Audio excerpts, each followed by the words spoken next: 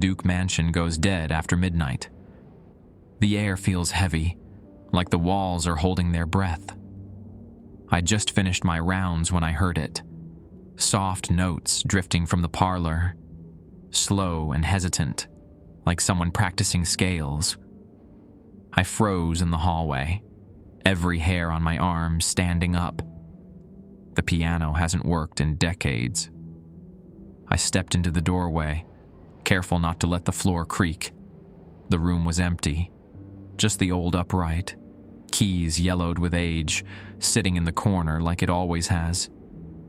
But the keys were moving, one after another, pressing down without a hand to touch them. The melody climbed, higher and faster, until it hit one sharp, aching note and stopped. The silence that followed was so deep, I could hear my own heartbeat. Then, from the far corner of the parlor, something whispered my name. Niels.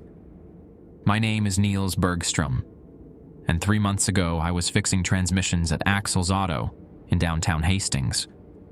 Good work, steady pay, and I could walk to Mickey's diner for lunch every day. But when the plant in Red Wing started laying off workers, half the town seemed to dry up overnight. People stopped fixing their cars and started driving them into the ground. I was 2 weeks behind on rent when my cousin Lars called about the security job. "It's easy money," he said over beers at the Spiral Bridge top. "Just sit in an old house all night. Read a book. Watch Netflix on your phone." The LeDuc mansion sits on a bluff overlooking the Vermilion River, a few miles south of town. Built in 1866 by William LeDuc, who made his fortune shipping grain down the Mississippi. The Historical Society runs tours during the day, groups of retirees shuffling through rooms that smell like old wood and mothballs, listening to volunteer guides recite the same stories about Victorian furniture and long-dead politicians. But at night, it's just me. The pay was better than anything else I could find. $18 an hour to make sure nobody broke in and stole antiques that probably weren't worth stealing anyway. The previous guard, a guy named Torstein, had quit after 2 weeks. When I asked why, the property manager, a nervous woman named Betty from the Historical Society, just said he'd found other work. I should have asked more questions. The first week went fine. I'd arrive at 10 p.m., check the locks, arm the basic alarm system, and settle into the kitchen with my thermos of coffee and whatever paperback I'd grabbed from the used bookstore on 2nd Street. The house creaked and settled like old houses do. Sometimes I'd hear mice in the walls, or the wind rattling windows that needed new putty. Normal things.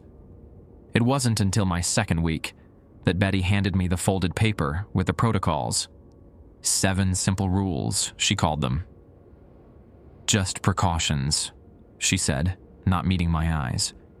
"The mansion has quirks." That should have been my first warning, but I needed the job, and $18 an hour was $18 an hour. So I took the paper, stuffed it in my jacket pocket, and figured I'd read it later. I wish I'd read it that first night. The protocols were written in Betty's careful handwriting on Historical Society letterhead. I finally pulled the paper from my jacket pocket around 11:30 p.m., settling into the wooden chair beside the kitchen's old Kelvinator refrigerator. The overhead bulb cast a warm yellow circle over the oak table, where mansion staff probably ate their meals a century ago. LeDuc Mansion Night Security Protocols. Never enter the Blue Room between midnight and 4 a.m. Keep the door closed. If you hear piano music after 10 p.m., do not investigate. Remain in the kitchen until it stops. Count the portraits in the main hallway every hour. There should be 12. If you count 13, leave the building immediately. The basement door locks from the inside. If you find it open, close it, but do not go downstairs. Mrs. LeDuc's bedroom on the 2nd floor may show light under the door. Do not knock or enter. If someone calls your name from upstairs, ignore it unless you can see who is speaking. Always leave through the front door. Never use the servant's entrance after midnight. I read through the list twice, waiting for Betty's careful script to make sense. Most security jobs had normal protocols: check locks, watch for break-ins, call police if needed. This read more like instructions for surviving a horror movie. The blue room sat just off the main parlor, painted in deep cobalt with furniture draped in white sheets. During tours, Betty would mention how William LeDuc's daughter, Emma, had died of scarlet fever there in 1872, only 8 years old. Sad story, but half the houses in Minnesota probably had someone die in them over the years. I folded the paper and tucked it back in my pocket. $18 an hour to avoid a few rooms and ignore some noises. I'd worked stranger jobs. The kitchen felt comfortable enough. Warm wooden cabinets, a porcelain sink deep enough to wash dishes for a whole family, windows that looked out over the river bluff. I made another cup of coffee using the electric kettle Betty had left for me and opened my copy of Lonesome Dove to where I'd left off. Around 12:15 a.m., I heard the first footstep. Not a settling house sound or mice skittering between walls. A clear, measured step on the wooden floor above me, like someone walking carefully across the second-floor hallway. Then another. And another. I set down my book and listened.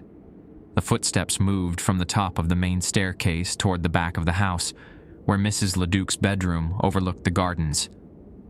Each step came at the same pace, unhurried but purposeful. Protocol 6 echoed in my head. If someone calls your name from upstairs, ignore it unless you can see who is speaking. Nobody called my name, but someone was definitely walking around up there. I pulled out my phone and checked the time. 12:17 a.m. The mansion was supposed to be empty except for me. Betty had given me the only key, and I'd checked every lock twice before settling in. The basic alarm system monitored the doors and first-floor windows. Nothing had triggered. The footsteps stopped directly above the kitchen. I held my breath and stared at the ceiling.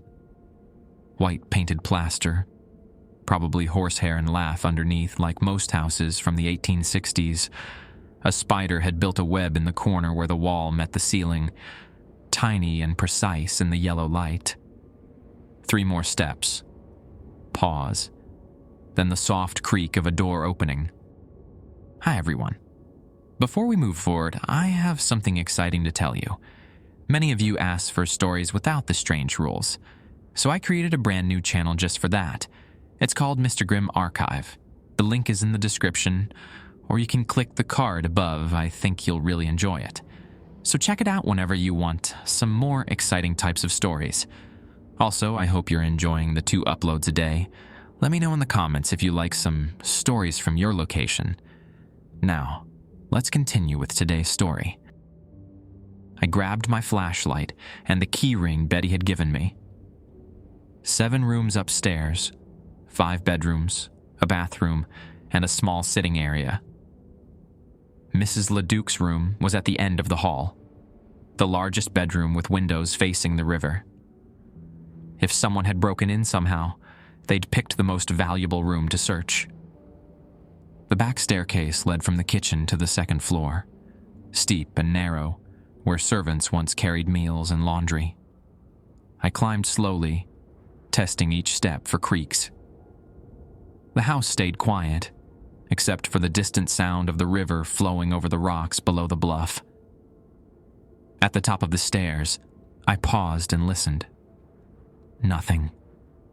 I clicked on my flashlight and swept the beam across the hallway. 12 portraits lined the walls, just like the protocol said. Stern-faced men and women in formal clothes, probably LeDuc family members and important guests from the mansion's early years. I counted them twice. Definitely 12. Mrs. LeDuc's bedroom door stood slightly open. A thin line of golden light showed beneath it, warm and flickering like candlelight or an oil lamp. According to Protocol 5, This was normal. Expected even. May show light under the door. Do not knock or enter. But the footsteps I'd heard had stopped right here. I stood in the hallway, flashlight beam pointed at the floor, and wondered what exactly Betty hadn't told me about this job. I backed away from Mrs. LeDuc's bedroom door and headed downstairs. Whatever was happening up there, Protocol 5 was clear. Don't knock. Don't enter. I'd been on the job exactly 8 days. No point getting fired for curiosity. The kitchen felt safer with its familiar smells of old wood and the faint coffee grounds I'd spilled earlier. I settled back into my chair and tried to focus on my book, but the words kept blurring together. Larry McMurtry's Cowboys seemed less interesting when someone, or something, was walking around upstairs. At 1 a.m., I made my first hourly round. The mansion's layout was simple enough. Main floor had the parlor, dining room, library, and 2 smaller sitting rooms, plus the kitchen where I spent most of my time. A grand staircase led to the second floor, and the narrow servants' stairs connected the kitchen to the upstairs hallway. The basement door sat tucked under the main staircase, painted the same dark green as the wainscoting. I checked the front door first. Deadbolt secure, chain in place. The side windows had old brass latches that probably hadn't been updated since the 1940s, but they were all locked tight. In the dining room, moonlight streamed through tall windows that faced the river, casting silver rectangles across the Persian rug. The portraits in the main hallway were my next stop. I counted them slowly, flashlight beam moving from one gilded frame to the next. Stern Victorian faces stared back at me, men with thick beards and women with their hair pinned severely back. The brass nameplate under each frame was too tarnished to read clearly, but I could make out LeDuc on several of them. 12 portraits, just like the protocol said. I was heading back to the kitchen when I heard the first note. A single, low piano key pressed down and held, resonating through the walls like the mansion itself was humming. Then another note, higher this time, wavering slightly as if the piano was struggling to remember how to make music. Protocol 2 flashed through my mind. If you hear piano music after 10 p.m., do not investigate. Remain in the kitchen until it stops. The parlor was maybe 20 feet away, just through the archway to my left. I could see the corner of the old upright piano, its dark wood gleaming in the moonlight from the tall windows. The keys I'd seen moving earlier were hidden from this angle, but I could hear them clearly now. Hesitant notes climbing a simple scale, like someone learning to play. I turned away and walked back to the kitchen.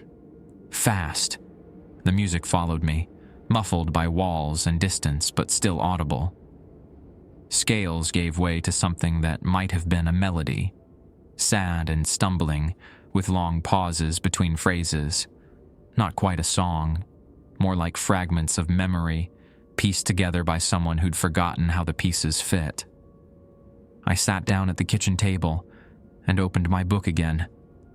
The coffee in my thermos had gone lukewarm, but I drank it anyway, trying to focus on anything except the piano. Outside, wind moved through the oak trees along the bluff, rustling leaves that were just starting to turn yellow with early fall. The music stopped at 1:47 a.m. I checked my phone to be sure of the time, then sat in the sudden quiet for another 10 minutes before I trusted myself to leave the kitchen. The mansion felt different now, not threatening exactly, but awake in a way it hadn't been before. Like something had been sleeping, and the piano had served as an alarm clock. My second hourly round went smoothly. Doors still locked, windows secure, basement door closed tight under the main staircase. I counted the portraits again, 12 faces in their gilded frames, watching me with painted eyes that seemed to track my movement in the flashlight beam. Back in the kitchen, I tried Betty's emergency contact number. It went straight to voicemail, her voice cheerful and professional, asking me to leave a message for the Dakota County Historical Society. I hung up without saying anything. What would I tell her? The protocols were working exactly as written. At 3 a.m., I made my third round. The front door was still secure, side windows latched, dining room empty except for moonlight and shadows. But when I reached the main hallway, I stopped counting portraits at 11. I started over, flashlight beam moving slowly from frame to frame. The first 6 portraits hung on the left wall. 3 men with beards, 2 women in dark dresses, and a young man who couldn't have been more than 20 when the photograph was taken. The right wall held 6 more. An elderly woman with kind eyes, several more men in formal suits, and what looked like a family group with 2 adults and 3 children. 11 portraits total.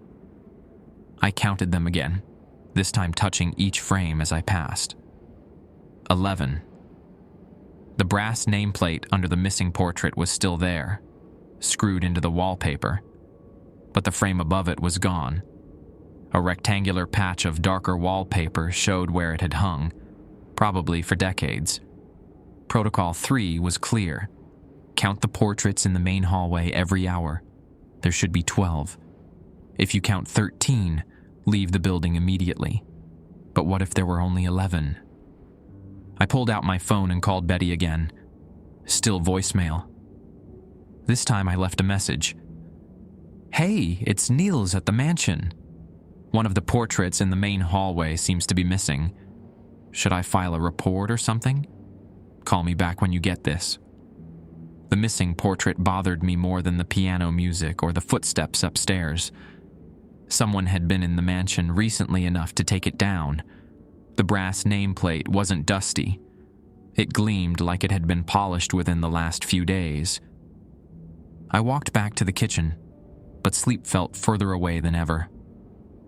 According to the protocols, I had 3 more hours until my shift ended at 6 a.m. 3 more hours of piano music and missing portraits and light under bedroom doors. I made fresh coffee and settled back into my chair with Lonesome Dove. Outside, the wind picked up, rattling the kitchen windows and sending leaves skittering across the back porch. The river gurgled over rocks somewhere in the darkness below the bluff. At 3:47 a.m., I heard my name. Niels. The voice drifted down from upstairs, soft and questioning, like someone looking for help.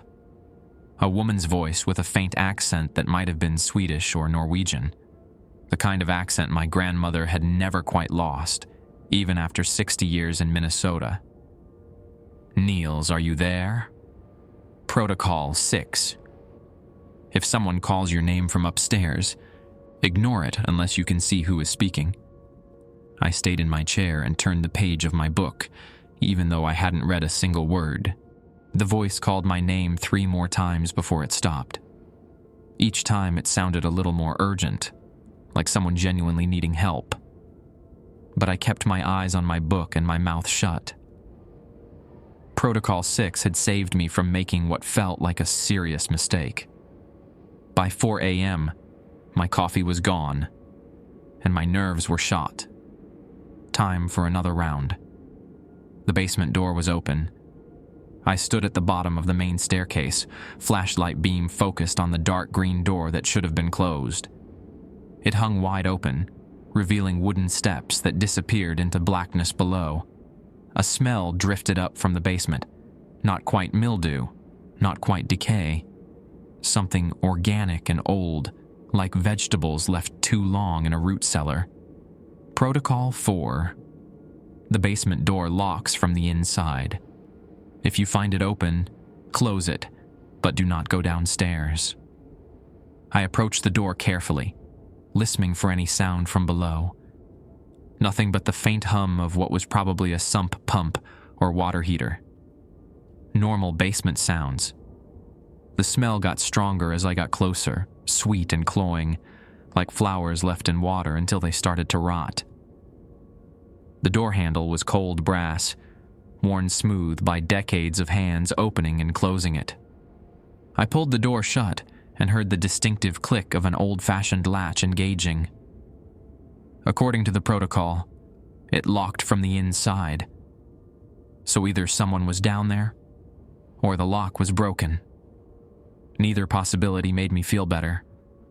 I continued my round, checking windows and doors with extra care. Everything remained secure. In the main hallway, I counted the portraits again. Still 11, with that telltale rectangular patch of darker wallpaper where number 12 should have hung. Back in the kitchen, I tried calling Betty one more time. Voicemail again, but this time her cheerful message felt like mockery. The Dakota County Historical Society probably didn't expect their security guards to deal with whatever was happening here. I was pouring water into the electric kettle when I heard footsteps in the basement.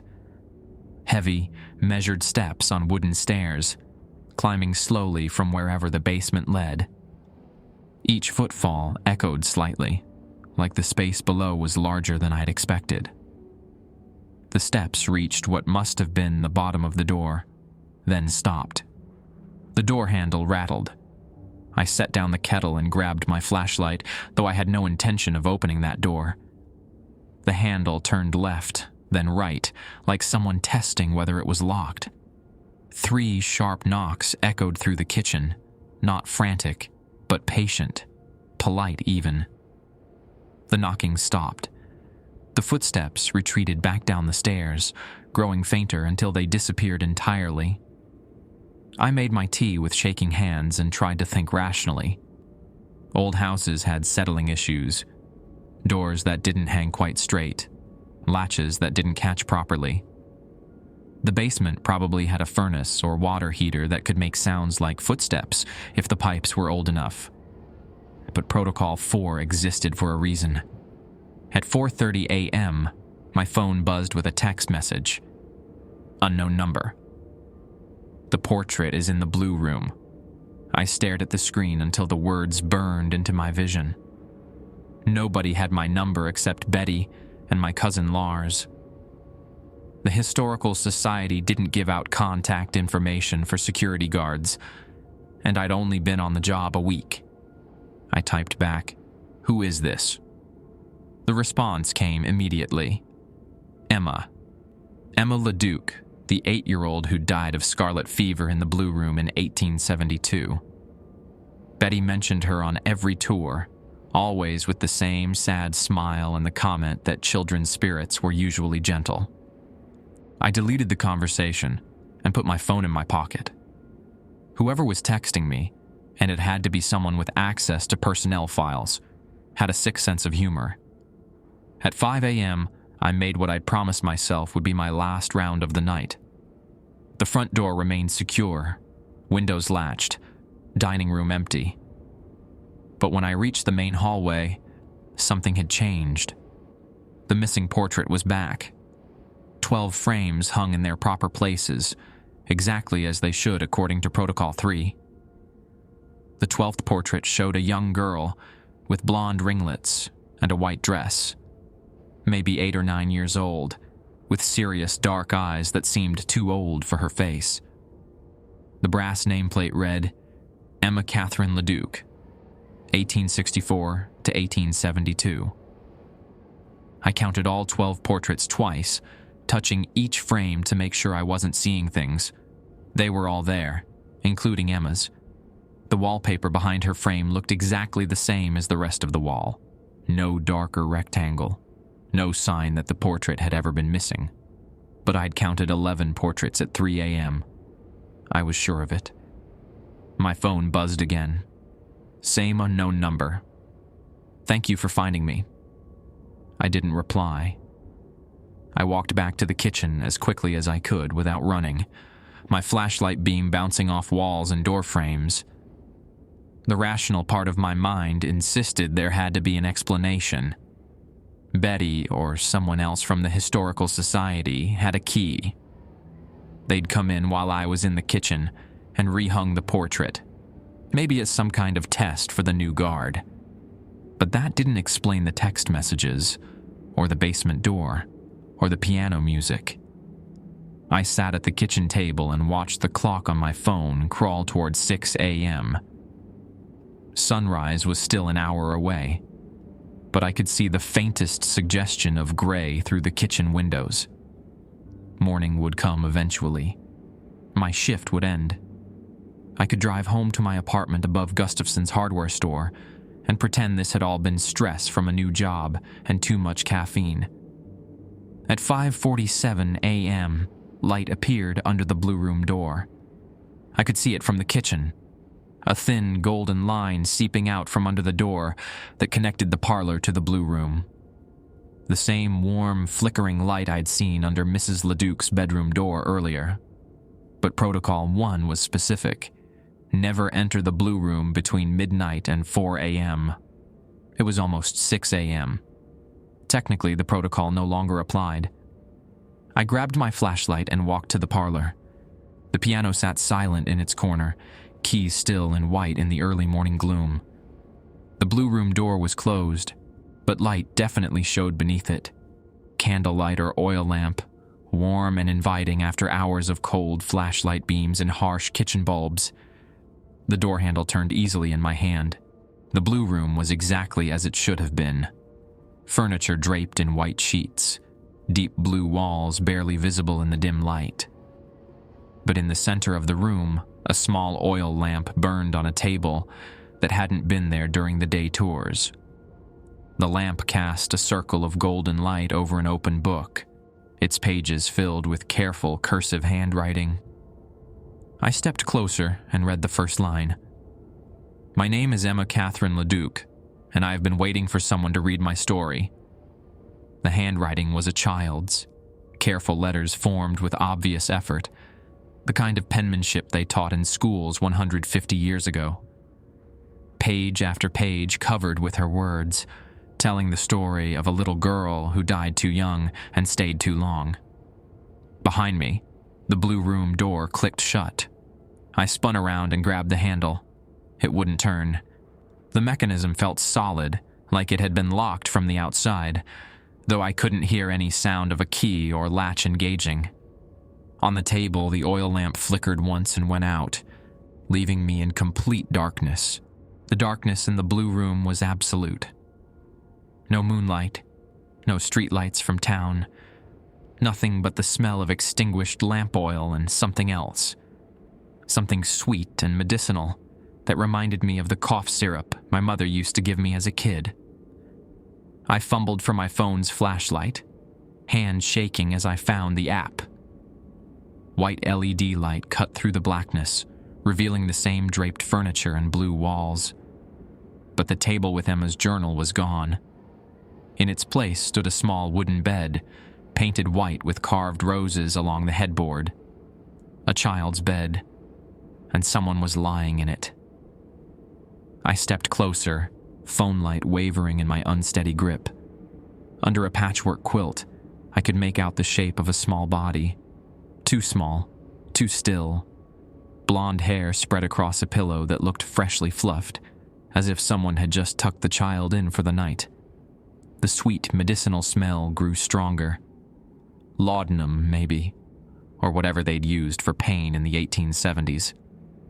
The air felt thick with it, coating my throat and making me lightheaded. "She's sleeping." I spun toward the voice.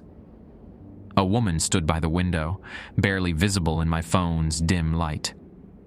Tall and thin, wearing a dark dress that might have been fashionable when the mansion was new. Her face was pale and gaunt, with hollow cheeks and eyes that reflected my light like an animal's. "Mrs. LeDuc." My voice came out as a whisper.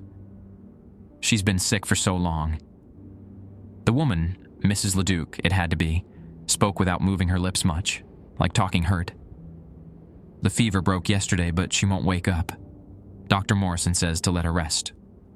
I looked back at the bed. The child hadn't moved, but I could see her chest rising and falling with shallow breaths. She was alive, but wrong somehow. Too pale, too still, breathing like each inhale might be her last. "Emma needs her medicine," Mrs. LeDuc continued. Every 4 hours, just like the doctor ordered. But she won't swallow it anymore. Won't open her eyes. She held up a small brown bottle with a glass dropper.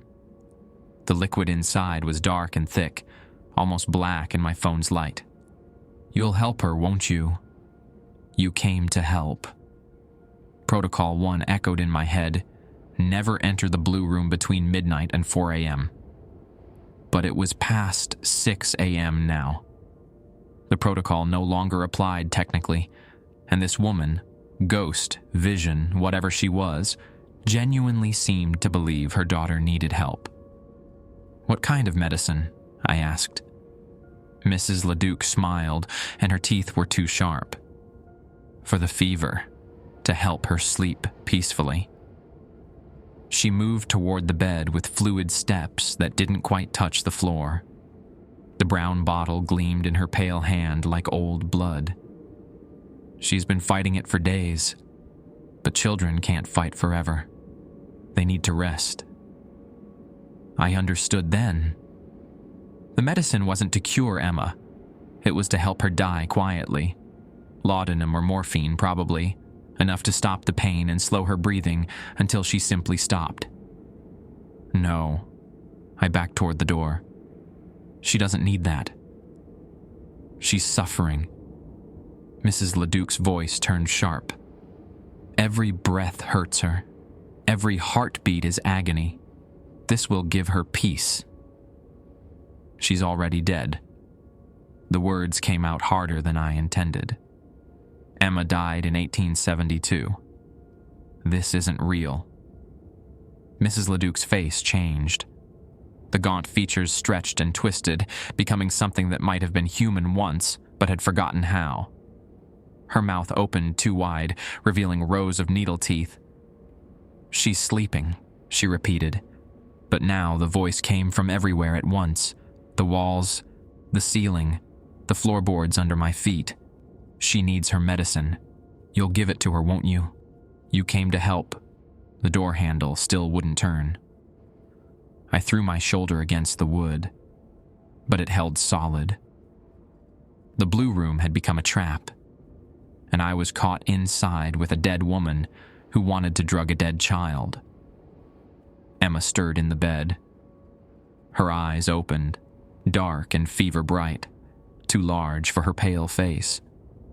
She looked directly at me and smiled, showing teeth that were black with decay. "Are you my new doctor?" she asked in a voice like wind through dry leaves. "Mama says I need my medicine, but it tastes so bitter. Will you make it sweet for me?"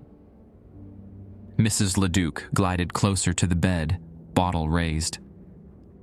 "Open your mouth, darling. Just a few drops, and the hurt will go away forever." I grabbed the nearest thing I could find, a ceramic pitcher from under one of the draped chairs, and hurled it at the window. Glass exploded outward in a shower of fragments, letting in the cold October air and the gray light of early dawn. The sound broke whatever spell held the room together. Mrs. LeDuc shrieked, a sound like steam escaping from a kettle, high and painful. She dropped the brown bottle, which shattered on the floor and released a smell like rotting flowers. Emma sat up in bed, her small face contorting with rage. "You broke my window. Papa will be furious. He'll send you away, and then who will give me my medicine?" The door behind me clicked open. I ran. Down the hallway, past the 12 portraits that watched me with painted eyes, through the parlor where the piano keys remained mercifully still. I didn't stop until I reached the kitchen, where I slammed the door and turned the old-fashioned lock. My hands were bleeding from glass cuts I didn't remember getting.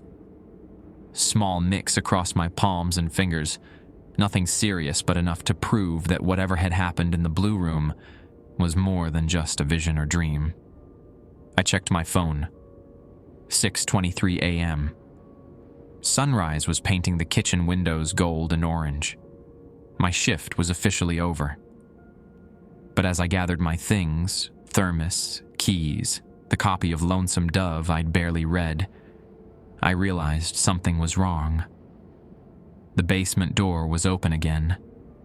Not just open this time, yawning wide, with wet footprints leading from the basement stairs across the kitchen floor.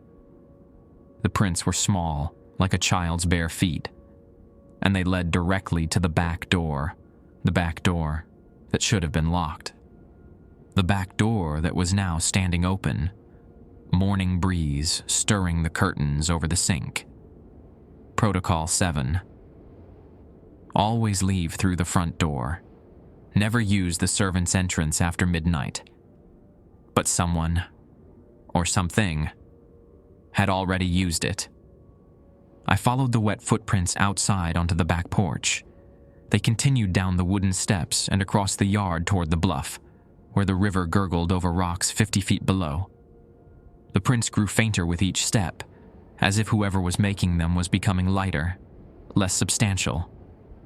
At the edge of the bluff, the footprints stopped. I looked down at the river, rushing brown with recent rain. The water moved fast enough to carry away anything that fell in, swept it downstream toward the Mississippi, and eventually to the Gulf of Mexico. Behind me, the LeDuc mansion sat quiet in the morning light. Just an old house on a bluff, full of antiques and stories that tour groups would hear later today. Betty would arrive at 9 to open up for visitors, cheerful and professional, probably wondering why one of the blue room windows was broken. I walked around to the front of the house and got in my truck. Time to go home, shower off the smell of that medicinal sweetness, and decide whether $18 an hour was worth whatever was happening here. But as I drove away, I checked my rearview mirror and saw a small figure standing at the broken blue room window. Emma, waving goodbye with one pale hand, her dark eyes following my truck down the long gravel driveway. I didn't sleep when I got home. My apartment above Gustafson's hardware store felt too small after 8 hours in the mansion's sprawling rooms. Every creak of the old building made me jump. Every shadow in the corner looked like it might be hiding a small figure in a white nightgown. I showered until the hot water ran out, scrubbing away the sweet medicinal smell that seemed to cling to my skin. The glass cuts on my hands stung under the spray, but they were real. Proof that whatever happened in the blue room wasn't just stress-induced hallucination. By noon, I was sitting at the Hastings Public Library with a stack of books about local history and a laptop that took 5 minutes to connect to their Wi-Fi. The librarian, a middle-aged woman named Carol who remembered me from high school, had pulled everything they had about the LeDuc family. The basic facts matched what Betty told on the tours. William LeDuc made his fortune in grain shipping, built the mansion in 1866, served in the state legislature, married Margaret Howell in 1863, had 3 children: Emma Catherine, born 1864, William Jr., born 1866, and Mary, born 1868. Emma died of scarlet fever in February 1872, just before her 8th birthday. But the newspaper accounts told a different story than Betty's sanitized tour narrative. The Hastings Gazette from February 15th, 1872. The LeDuc household remains quarantined following the tragic death of young Emma Catherine LeDuc yesterday evening. Dr. Morrison reports the child suffered greatly in her final days, despite all efforts to ease her discomfort. Mrs. Margaret LeDuc has not been seen since the funeral, leading to concerns for her mental state. The family requests privacy during this difficult time. February 22nd, 1872. Mrs. Margaret LeDuc was discovered this morning at the bottom of the bluff below the family mansion. Sheriff Peterson believes she fell while walking near the river, though some witnesses report seeing her standing at the cliff's edge shortly before dawn. She is survived by her husband William and 2 children, William Jr. and Mary. The LeDuc children will be sent to live with relatives in St. Paul while Mr. LeDuc grieves. I read the article 3 times. Mrs. LeDuc had died exactly 1 week after Emma, found at the bottom of the same bluff where I'd followed those wet footprints this morning. The newspaper called it an accident, but people in 1872 weren't as direct about suicide as we are now. I pulled up more records on the library's genealogy database. Emma's death certificate listed cause of death as scarlet fever with complications. But there was something else. A note from Dr. Morrison attached to the county health records. Patient received increasing doses of laudanum for pain relief in final 48 hours. Family requested maximum comfort measures. Maximum comfort measures. In 1872, that was a polite way of saying they'd helped her die. My phone buzzed with a text from Betty. "Hope your first week went well. See you tonight at 10. Don't forget to lock the blue room window. Looks like someone broke it." I stared at the message. Betty had been to the mansion since I left. She'd seen the broken window and somehow assumed it was vandalism or an accident. Or maybe she knew exactly what had happened and was testing to see if I'd come back. Another text from an unknown number. "You helped me. Thank you, Emma." Or someone pretending to be her. I typed back, "What do you want?" The response came immediately. "Mama won't take her medicine. She says it's bitter. Will you help her like you helped me?" Mrs. LeDuc. The woman who'd tried to drug her dying daughter, then threw herself off a cliff rather than live with the guilt. If Emma was trapped in the mansion, reliving her death every night, what about her mother? I closed the laptop and drove home. The smart thing would be to call Betty and quit, find another job, maybe at the 3M plant in Cottage Grove or one of the warehouses near the airport. Anything that didn't involve dead children and their grief-mad mothers. But $18 an hour was $18 an hour, and my rent was due in 2 weeks. At 9:30 p.m., I was back in my truck, driving the winding road along the Vermilion River toward the mansion. The October air had a bite to it now, sharp enough to cut through my jacket when I rolled down the windows. Leaves swirled across the road in small tornadoes, red and gold in my headlights.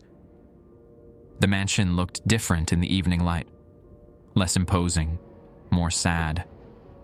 Like an old person sitting alone, waiting for visitors who never came. Betty's Honda was parked in the gravel lot. She stood by the front door, keys in hand, wearing the same brown cardigan she'd worn every day this week. When she saw me, she smiled and waved like nothing had happened. "Meals, right on time. How was your first week?" "Quiet," I said. "Mostly." "That's good. The mansion settles more in fall weather. Old houses, you know. The wood contracts and expands." She handed me the keys and a fresh copy of the protocols. I had to replace the blue room window today. Probably just thermal stress from the temperature changes, but I wanted to mention it. Thermal stress. Right. "Betty," I said, "what happened to the last security guard?"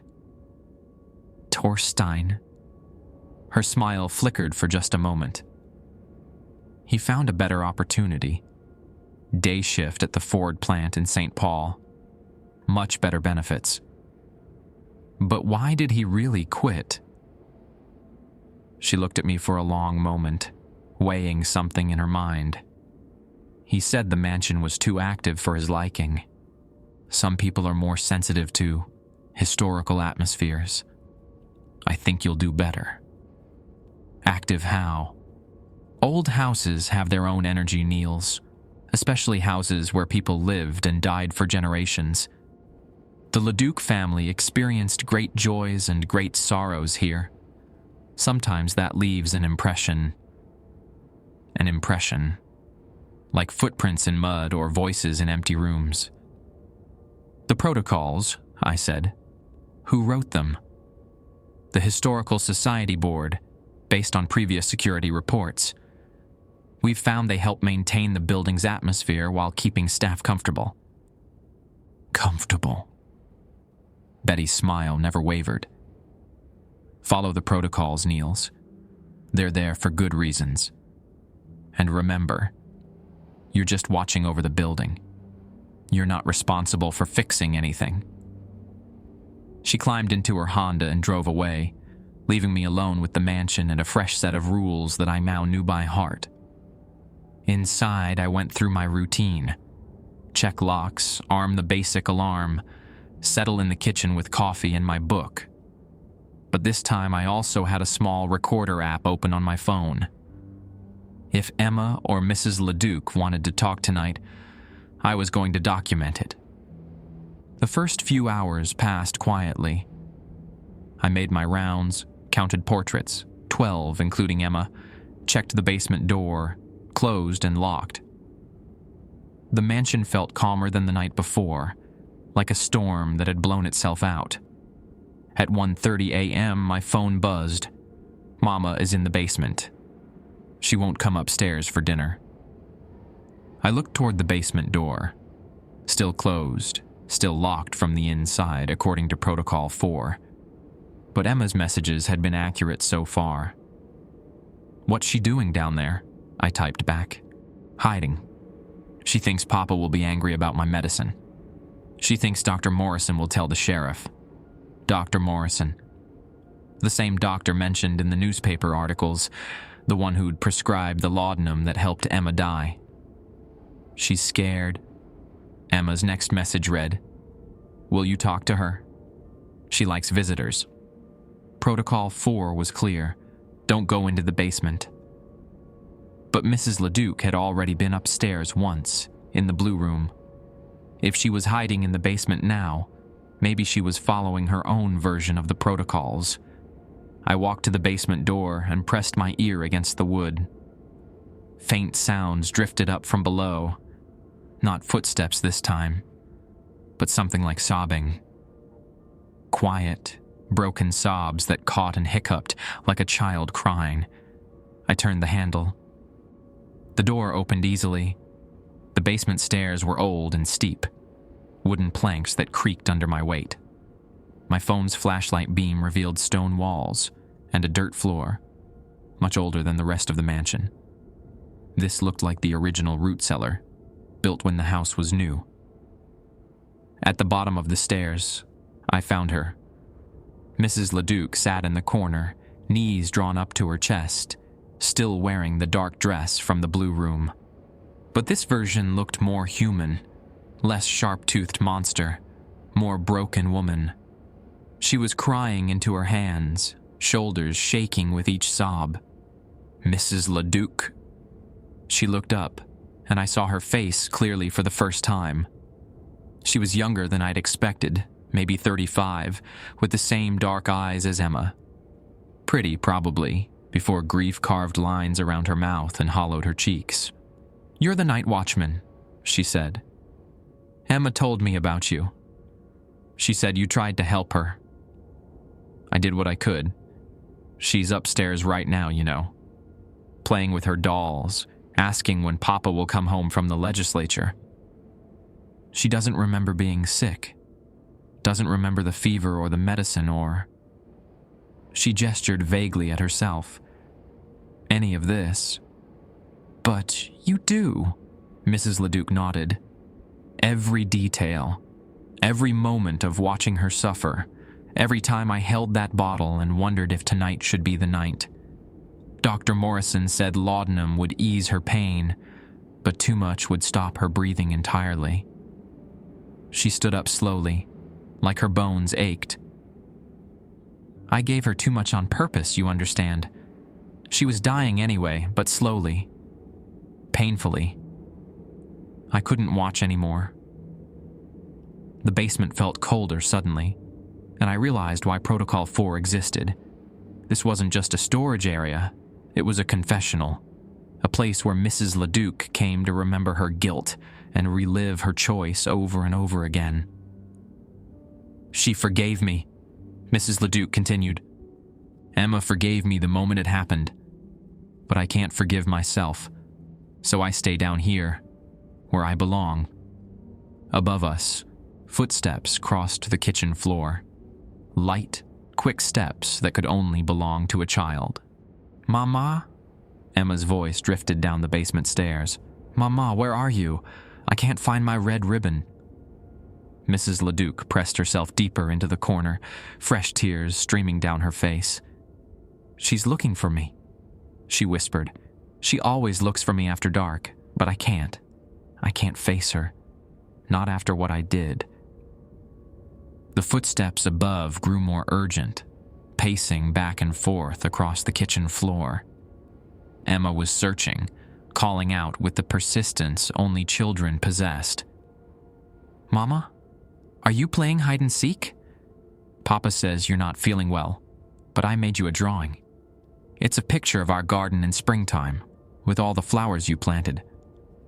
Mrs. LeDuc's sobs grew louder. She drew pictures for me every day while she was sick. Little flowers and birds and houses with smoke coming from the chimneys. I kept them all in a box by my bed, but after she died, I couldn't bear to look at them. Mrs. LeDuc, I said gently. She wants to see you. She's not angry. You don't understand. She looked up at me with eyes red from crying. A mother is supposed to protect her child, not what I did. Even if it was mercy, even if she was suffering, I took her life with my own hands. What kind of mother does that? Above us, Emma's voice grew frustrated. Mama, where are you?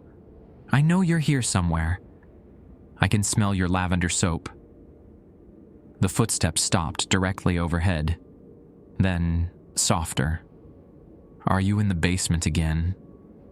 You know Papa doesn't like it when you go down there. He says it's too damp for ladies. Mrs. LeDuc stood abruptly, panic flooding her features. She's coming down here. She can't see me like this. She can't know what I did. She already knows, I said, and she forgave you. Children don't understand death. They don't understand guilt or sin or the weight of terrible choices. She forgives me because she doesn't truly comprehend what needs forgiving. The basement door creaked open above us. Light footsteps began descending the wooden stairs, each step measured and careful like a child being extra cautious in the dark. Mrs. LeDuc backed against the stone wall. Please, she begged me. Don't let her see me. Not like this. Not broken and ashamed and... Mama? Emma appeared at the bottom of the stairs, glowing faintly in the darkness like moonlight through fog. She wore a different dress tonight, blue cotton with tiny white flowers, her blonde hair tied back with the red ribbon she'd been looking for. She looked healthier than she had in the blue room, with roses in her cheeks and bright eyes full of life. She looked exactly like a normal 8-year-old girl, if you ignored the way light seemed to pass through her at the edges. There you are. Emma ran to her mother with the unconscious joy of a child who'd found her favorite person. I've been looking everywhere. Papa went to town for a meeting, and Mrs. Garrison is making soup for supper, but I wanted to show you my drawing first. She held up a piece of paper that hadn't been there a moment before. Pencil sketches of flowers and trees filled the page, drawn with the careful attention to detail that children gave to things they loved. Mrs. LeDuc stared at her daughter, but didn't move from the wall. Emma, sweetheart, you shouldn't be down here. The basement is no place for little girls. It's no place for mamas either. Emma stepped closer, her small face serious with concern. Why do you always come down here when you're sad? It's dark and cold and smells like old potatoes. I belong here, Mrs. LeDuc said quietly. In the dark and cold, with the old rotting things. That silly mama. You belong upstairs with me and Papa. We could read stories by the fire, or you could braid my hair like you used to." Emma reached out to touch her mother's hand, but Mrs. LeDuc pulled away as if burned. "Don't touch me. I'm not clean anymore, Emma. I did something terrible, and now I'm stained with it. Corrupted." "What terrible thing?" Emma asked with the direct curiosity of childhood. "Did you break one of Papa's expensive glasses? Because I broke one last week, and he wasn't really angry. He just said accidents happen." The innocence in her voice was heartbreaking. She truly didn't remember. Death had taken her before she could understand the weight of her mother's final choice. Mrs. LeDuc covered her face with her hands. "Oh, my darling girl. If only it were that simple."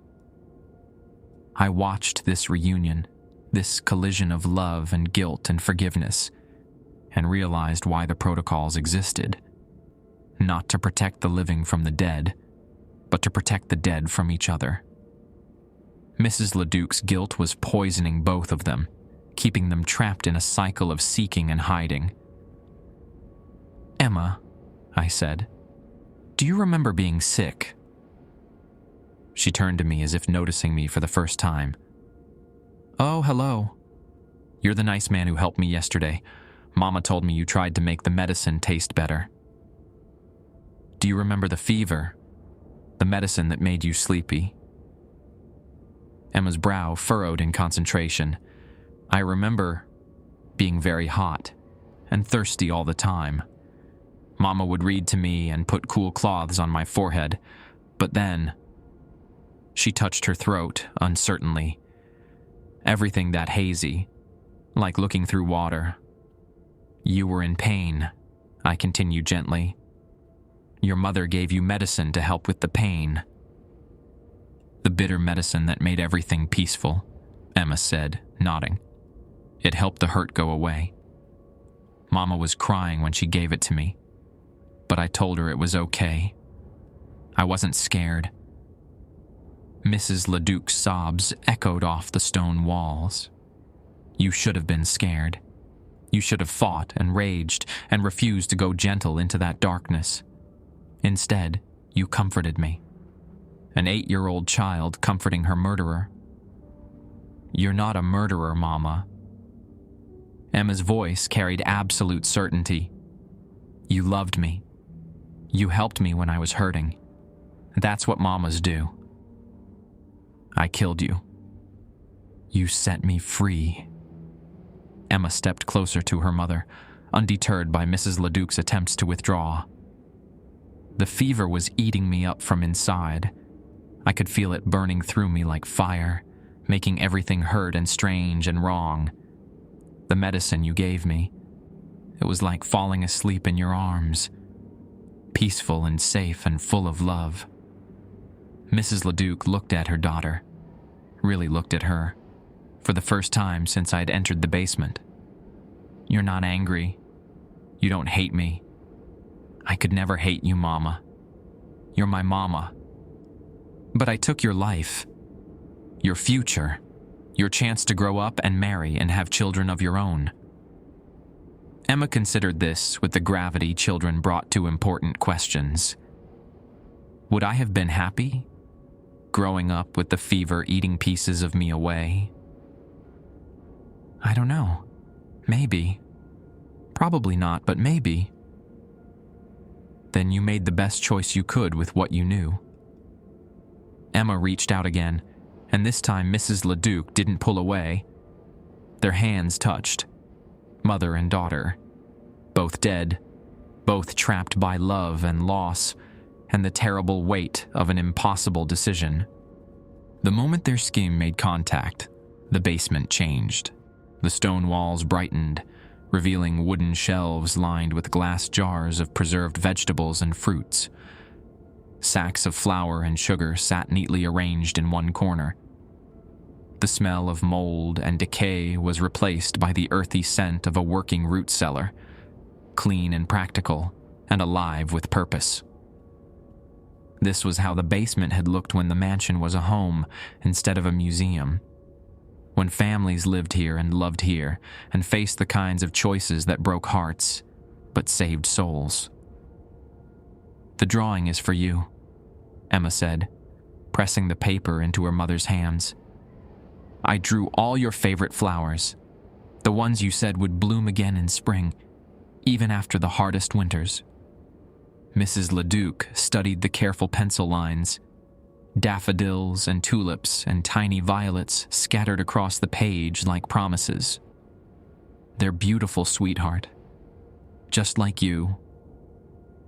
Will you come upstairs now? I want to show you the new dollhouse Papa built for me. It has tiny furniture and everything." For a moment, it looked like Mrs. LeDuc might say yes. Her face softened, and she squeezed Emma's hand gently. But then, the moment passed, and the shame crept back into her eyes. "I can't, Emma. Not yet. I need to. I need more time to find a way to forgive myself. But Mama, go on now. Go play with your dolls and wait for Papa to come home. I'll be up later." Emma's face fell, but she didn't argue.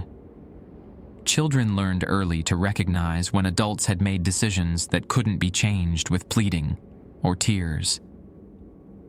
"Promise you'll come up later." "I promise to try." Emma kissed her mother's cheek and headed back upstairs, her footsteps growing fainter as she climbed toward the kitchen.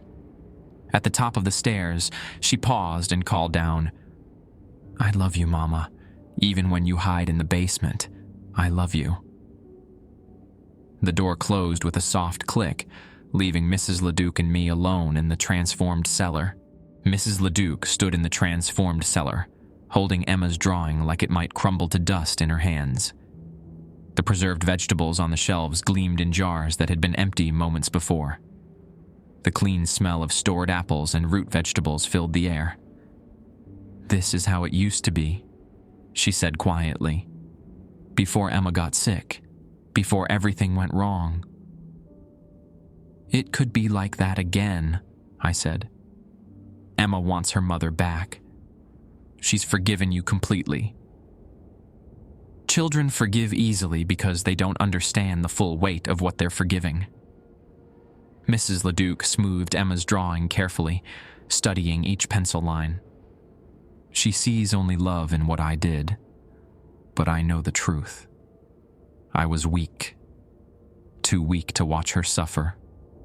Too selfish to let nature take its course. Or too loving to let her die in agony. There's a difference between mercy and murder, Mr. Bergstrom. A fine line, perhaps, but a real one. I crossed it the night I measured out that final dose of laudanum." Above us, Emma's footsteps pattered across the kitchen floor. She was humming, a simple melody, probably something her mother had sung to her during those last weeks of fever and pain. "She's waiting for you," I said. "She's been waiting for over a century. What's one more night?" The basement door opened and Emma's voice drifted down. "Mama? Mr. Niels? Mrs. Garrison says supper is ready. She made her special potato soup, the kind with the little dumplings you like." Mrs. LeDuc looked toward the stairs with longing so sharp it was painful to witness. She mentions Mrs. Garrison sometimes, our cook, who died in 1889. Emma doesn't understand that we're all dead now. She thinks it's still 1872, and everyone she loves is just somewhere else in the house. Maybe that's better than remembering the pain. Maybe. But it means she can't truly move on. She's trapped here by love, just as I'm trapped by guilt. I thought about the protocols, about Betty's careful rules designed to keep the living safe from the dead. But what about protecting the dead from themselves? What would it take, I asked, for you to forgive yourself? Mrs. LeDuc was quiet for a long moment. I used to think it would take Emma's anger. If she raged at me, if she accused me of stealing her life, then at least the books would balance. I'd have earned my punishment. But she loves you instead. She loves me instead. Mrs. LeDuc smiled sadly. Which is somehow worse than anger. Love requires so much more from the loved one. It demands that I be worthy of it. Emma's footsteps descended the stairs again. She appeared at the bottom, no longer glowing with that ethereal light. In the transformed basement, she looked completely human, a living 8-year-old girl in a blue dress, concerned about her mother missing supper. "Mama, you're making Mrs. Garrison worry. She keeps asking if you're feeling poorly again." "I am feeling poorly, sweetheart, in my heart and soul." Emma walked over and took her mother's free hand. "Then you need medicine. Not the bitter kind, the good kind. Like warm soup and soft blankets and stories before bed. That's not the kind of medicine I need." "It's the only kind that really works," Emma said with the wisdom children sometimes possessed. "The bitter medicine just makes you sleep. The good medicine makes you better." Mrs. LeDuc knelt down so she was eye level with her daughter. "Emma, do you remember the night you went to sleep and didn't wake up?" Emma's face grew thoughtful. "A little. You were crying, and Papa was in his study drinking the brown whiskey that made him sad. Dr. Morrison had gone home. It was just you and me. Do you remember what I told you about the medicine? You said it would take away all the hurt. And it did, Mama. The fever stopped burning, and the aching in my bones went away, and everything felt peaceful and quiet." Emma touched her mother's cheek. "You said you loved me more than all the stars in the sky. I do love you that much. That's why you helped me," Emma finished firmly. "When someone you love is hurting, you help them. Even if it's hard. Even if it makes you sad." Mrs. LeDuc's voice broke. "But I took your whole life away. Your future. Your chances. You took away my pain," Emma corrected. "The fever was going to kill me anyway, Mama. Dr. Morrison told Papa I probably wouldn't see spring. You just made sure it didn't hurt. How can you be so certain? How can you forgive so easily?" Emma considered this with the gravity she brought to all important questions. "Because I've had 150 years to think about it. Every night, I remember what happened. Every night, I feel how peaceful it was to fall asleep in your arms, knowing you loved me enough to stay with me until the very end." She paused, then added, "And every night, I watch you punish yourself for giving me that gift. That makes me sadder than dying ever did." The truth of it hit Mrs. LeDuc like a physical blow. She had been so focused on her own guilt that she'd never considered how her self-punishment affected Emma. The mother's refusal to forgive herself had become another kind of suffering for the child. "Oh, my darling girl," Mrs. LeDuc whispered. I never realized." "I want my mama back," Emma said simply. "Not the guilty one who hides in the basement. Not the sad one who won't come upstairs for supper. I want my real mama, who used to sing to me and braid my hair and read stories about brave princesses." Mrs. LeDuc pulled Emma into her arms, holding her close for the first time since that night in 1872. "I'm sorry, sweetheart. I'm so sorry I've been hiding from you." "You don't have to hide anymore. The hurt is gone, remember? You took it away." Above us, the mansion began to change. I could hear it in the settling of floorboards, the whisper of air through rooms that had been holding their breath for decades. The oppressive weight that had pressed down on the building since my first night was lifting, replaced by something lighter and warmer. The protocols were breaking down because they were no longer needed. Mrs. LeDuc stood, still holding Emma's hand. "Shall we go have some of Mrs. Garrison's potato soup?" "Yes." "And after supper, will you read to me?" "I found a new book in Papa's library about a girl who travels to a magical land." "I'd love to read to you." They climbed the basement stairs together, mother and daughter reunited at last. At the top, Mrs. LeDuc paused and looked back at me. "Thank you," she said, "for listening, for staying when you could have run." "What happens now?" I asked. "Now we have supper with Mrs. Garrison and wait for Papa to come home from town. And tomorrow..."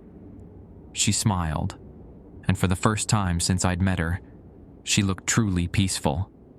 "Tomorrow we'll see what comes next." The basement door closed behind them, leaving me alone in the restored cellar. But I wasn't ready to go back upstairs yet. Something was still happening. I could feel it in the way the air moved, in the subtle shift of the mansion's atmosphere. At exactly 3 a.m., the transformation completed itself. The sounds came first: distant laughter from the kitchen, the clink of dishes being washed, footsteps moving purposefully through rooms above. Then voices, Mrs. Garrison asking if anyone wanted more bread, William LeDuc discussing his day at the legislature, Emma chattering about her drawings and dollhouse. The LeDuc family was having supper together, just like they had 150 years ago. But this time, there was no sickness. No fever burning through a little girl's body. No desperate mother measuring out fatal doses of medicine. Just a family, whole and happy, sharing the meal in their beautiful home overlooking the river. I climbed the basement stairs and found the kitchen empty but warm, as if people had just finished eating and moved to the parlor for evening conversation. The protocols lay on the table where I'd left them, but the paper was yellowed and brittle now, as if it had aged decades in a single night. Through the kitchen window, I could see the first hint of dawn touching the horizon. My shift was almost over, but as I gathered my things, I realized something important. I wasn't afraid anymore. The mansion no longer felt haunted. It felt like home. Betty arrived at 6:30 a.m., earlier than usual. I watched her Honda pull into the gravel lot as I sat on the front porch steps, thermos empty, watching the sun climb over the river bluff. The October morning felt different, cleaner somehow, like the air after a summer thunderstorm. She got out of her car and walked toward me, but stopped when she saw my face. "It's over, isn't it?" she said quietly. "You knew." Betty sat down beside me on the steps, smoothing her brown cardigan. "The Historical Society has been managing this situation since 1982. That's when we started the night security program. The protocols. Written by guards who came before you. Each one added something new, learned through experience what worked and what didn't. Torstein lasted 2 weeks because he tried to intervene. He wanted to save them. You can't save people who are already dead. No, but sometimes you can help them save themselves." Betty pulled a manila folder from her cardigan pocket. The previous guards all reported the same pattern. Mrs. LeDuc in the basement, consumed by guilt. Emma upstairs, trying to reach her mother. The cycle repeated every night for over a century. Until now. Until now. She opened the folder and showed me incident reports dating back 40 years. Different handwriting, different guards, but the same stories. Footsteps, piano music, voices calling from empty rooms. The last report was dated 2 weeks ago, Torstein's final shift. "What made you think I could help them?" Betty smiled. "Your cousin Lars mentioned you'd lost your mother young. Cancer when you were 12. You understood what it meant to watch someone you love suffer. I thought about those final weeks in the hospital. The decisions my father had to make about pain medication and quality of life. The conversations about when fighting became cruelty, when love meant letting go. Mrs. LeDuc needed someone who understood that mercy and murder aren't the same thing, Betty continued. We sat in comfortable silence, watching leaves drift across the mansion's front lawn. The building looked different in daylight, less imposing, more like the family home it had always been meant to be. "Will you stay on?"